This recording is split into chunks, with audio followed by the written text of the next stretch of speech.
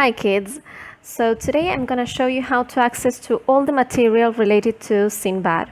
So first we click on classwork or trabajo de clase, and you will find under the topic of Sinbad all the activities that you need to do. So first we go to assignment 5.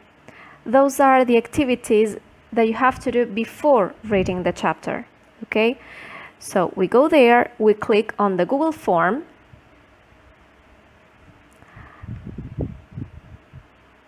and we do all those activities.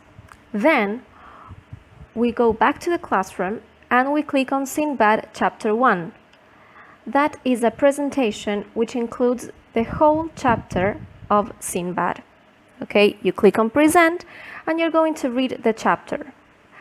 There are words that I have included, and those words have pictures and also definitions so that you can read and learn more about them.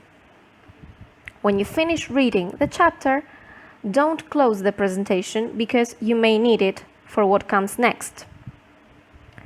You go back to the classroom and you click on assignment 6. Those are the activities related to the chapter number 1. You click on the Google form and you do those activities.